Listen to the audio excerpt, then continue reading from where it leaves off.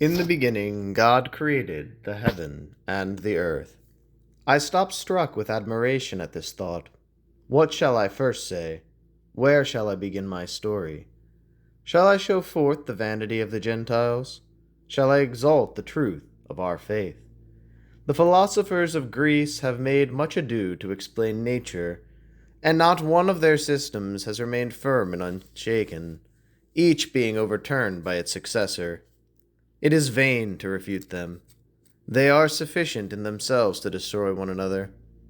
Those who were too ignorant to rise to a knowledge of God could not allow an intelligent cause presided at the birth of the universe, a primary error that involved them in sad consequences.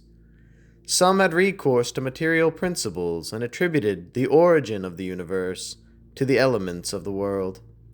Others imagined that atoms and invisible bodies, molecules and ducts, form, by their union, the nature of the visible world.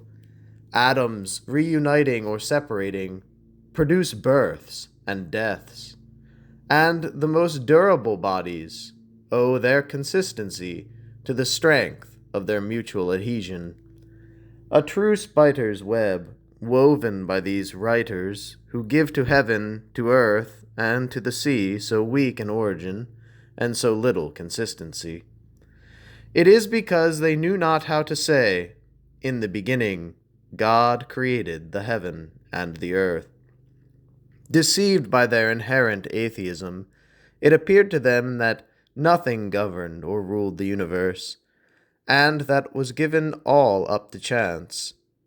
To guard us against this error, the writer on the creation, from the very first words, enlightens our understanding with the name of God. In the beginning, God created. What a glorious order! He first establishes a beginning, so that it might not be supposed that the world never had a beginning. Then he adds, created, to show that which was made was a very small part of the power of the Creator.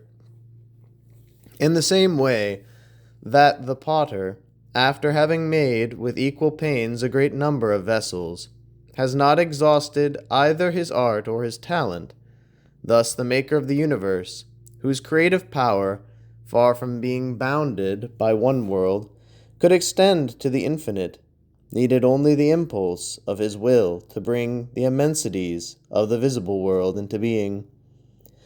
If then the world has a beginning, and if it has been created, inquire who gave it this beginning, and who was the Creator, or rather, in the fear that human reasoning may make you wander from the truth, Moses has anticipated inquiry by engraving in our hearts, as a seal and a safeguard, the awful name of God. In the beginning, God created. It is He, beneficent nature, goodness without measure, a worthy object of love, for all beings endowed with reason, the beauty, the most to be desired, the origin of all that exists, the source of life, intellectual light, impenetrable wisdom. It is He who in the beginning created heaven and earth.